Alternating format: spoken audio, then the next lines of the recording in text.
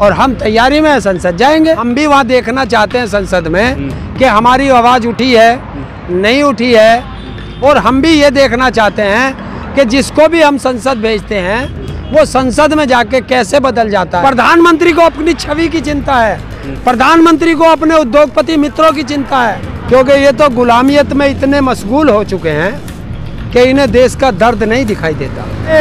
सड़कें गड्ढा मुक्त हो गई या गड्ढों में सड़क बन गई। विकास कैसे हो रहा?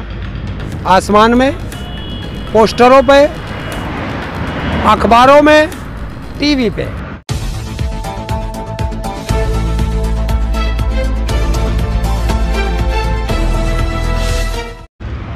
नमस्कार, आप देख रहे हैं एमजे खबर और मैं आपके साथ जुनैद अंसारी। और किसान आंदोलन एक बार फिर से तेज होने लगा है। किसान आंदोलन के नेताओं ने कहा है कि अब संसद का घेराव करेंगे, क्योंकि सरकार जो है यहाँ आंदोलनकारी जो बैठे हैं यहाँ सुन नहीं रही है। तो एक सदस्य 200 लोग जो हैं वो रोज़ जाएंगे संसद घेराव करने के लिए। तो हरिंदर ताऊ, जिनका नाम आप जानते हैं, बहुत सुना भी होगा, वो भी सदस्यों में शामिल हैं। क्या लगता है हरिंदर ताऊ पहुँच पाएंगे संसद, क्योंकि कड़े इंतजाम कर दिए दिल्ली पुलिस ने? देखिए, हम तो शांतिपूर्वक आदमी हैं, शांतिपूर्वक जाएंगे। और अभी शाम को या कल सुबह हमारे बड़े जो किसान नेता है वो कोई रणनीति बनाएंगे। अभी तो हमें आदेश है कि आपको संसद जाना है और हम तैयारी में संसद जाएंगे। कैसे जाएंगे? दिल्ली पुलिस की अभी खबर आई है कि मेट्रो भी कई बंद करने का ऐलान कर देंगे, शॉर्ट नोटिस में बंद हो जाएंगे और कड़ी सुरक्षा व्यवस्था बना दी गई है दिल्ली में। अच्छी बात है, सुरक्षा व्यवस्था रहनी चाहिए। भारत का अंदाजा दिल्ली आ रहा है, संसद जा रहा है, तो उसकी सुरक्षा की जिम्मेवारी दिल्ली पुलिस की है। अच्छा। हम तो बस से जाएंगे, हमें मेट्रो से कोई वास्ता ही नहीं हमारा। बस से जाएंगे? पहुंच पाएंगे? हाँ, पहुंचेंगे। अच्छा, पहुंचने तो चाहिए। क्या लगता है जिस तरीके से अब चुनाव करीब आ रहे हैं, किसानों का रोल कितना बड़ा होगा? देखिए, किसान का नहीं, पूरे उत्तर प्रदेश की जनता का रोल बड़ा होगा, क्योंकि सबको वोट डालनी है। और महंगाई से सब त्रस्त हैं। अच्छा। भ्रष्टाचार से सब त्रस्त हैं, कानून व्यवस्था से सब त्रस्त हैं, भारत का किसान त्रस्त है।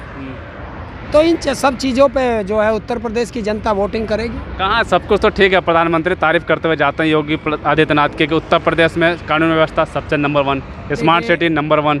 प्रधानमंत्री को ये शब्द नहीं बोलने चाहिए थे। अच्छा। क्योंकि प्रधानमंत्री को दिखाई नहीं दिया कि लखीमपुर खीरी में एक महिला का चीर हरण हुआ। प्रधानमंत्री महोदय को दिखाई नहीं दिया कि हाथरस में बेटी को जलाया गया रात को 2 बजे, और प्रधानमंत्री जी को दिखाई नहीं दिया कि उसके बाप की भी हत्या कर दी गई, हाथरस वाली बेटी के। दिखाई नहीं दिया। प्रधानमंत्री जी को दिखाई नहीं दिया कि इस चुनाव में कितना बड़ा उपद्रव हुआ है, कि मारपीट हुई, अपहरण हुआ, लोगों के पर्चे फाड़ दिए, अंदर नहीं घुसने दिया। एक आईएएस ऑफिसर एक पत्रकार को किस तरीके से पीट रहा है। अभी कल परसों एक वीडियो आई है कि पुलिस वाला एक महिला को नीचे डाल के उसके ऊपर बैठा है। कानपुर की तस्वीर है वो। तो बताइए, ये कानून व्यवस्था है?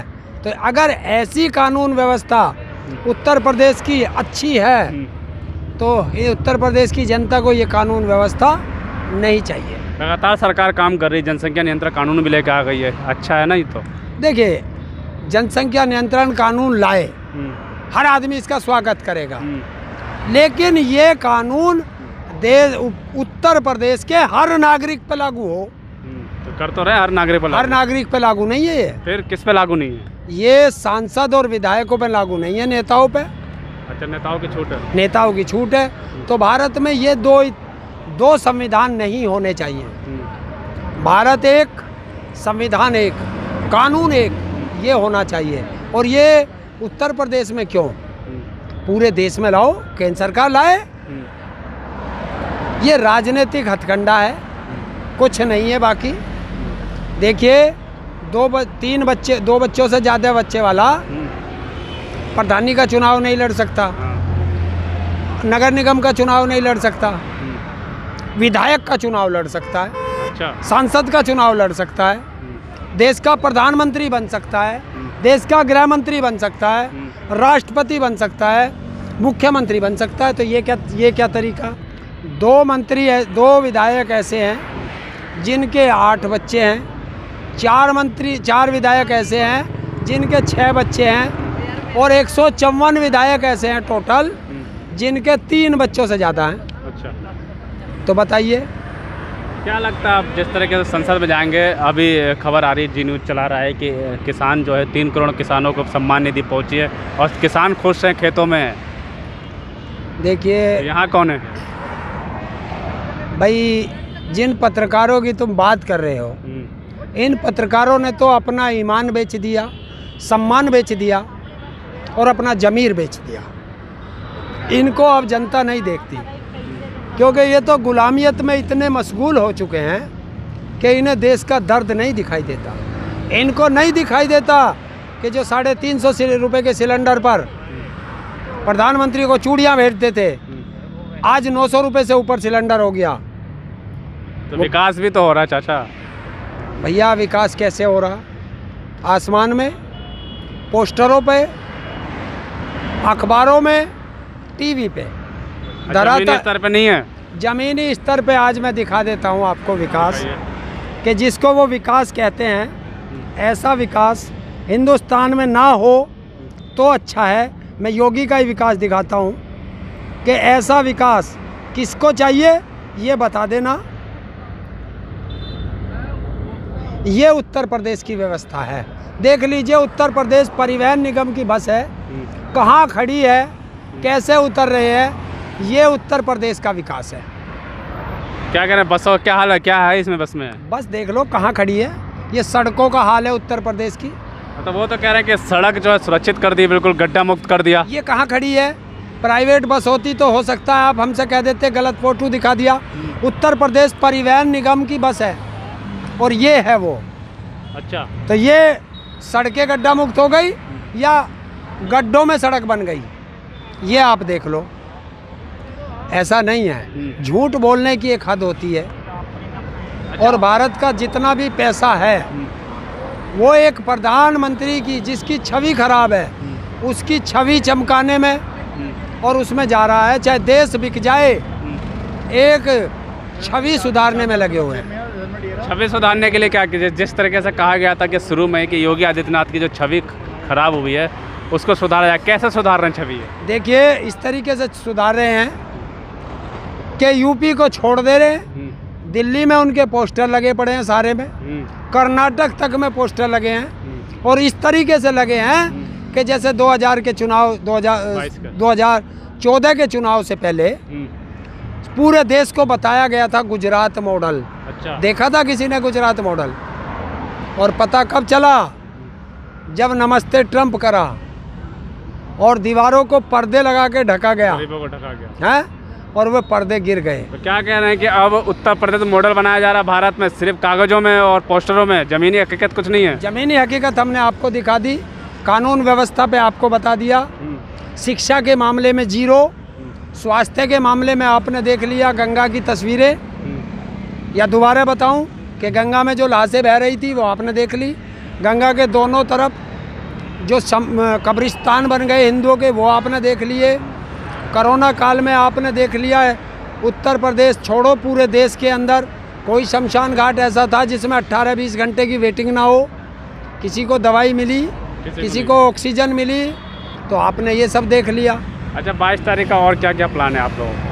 देखिए, अभी तक तो 22 का संसद जाने का शांतिपूर्वक है। अच्छा। और हमारे सबकी आइडेंटिटी, आधार कार्ड और फोटो दिल्ली पुलिस को दे दिए गए हैं ताकि कोई सरकार की तरफ से या कहीं और से उपद्रवी ना आ जाए और किसानों को बदनाम ना कर दे। इसलिए किसानों ने ये एक अपनी तरफ से आइडेंटिटी दी है।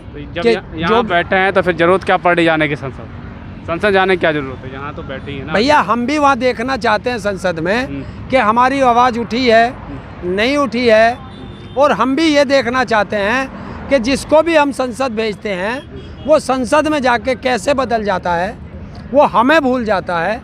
तो हम भी 200 आदमी जा कर के देखेंगे कि संसद के वहाँ कौन सा जादू टोना है कि वहाँ जाते ही वो देश की जनता को भूल जाते हैं। आवाज़ उठी तो हंगामा हुआ, संसद रद्द कर दिया गया।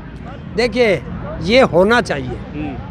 जो वॉकआउट करते हैं ना वो समस्या का समाधान नहीं है। आपको संसद के अंदर रह के शोर मचाओ, तो शोर मचा रहे थे जो बात करनी है संसद के अंदर करो। वॉकआउट करके क्या हुआ?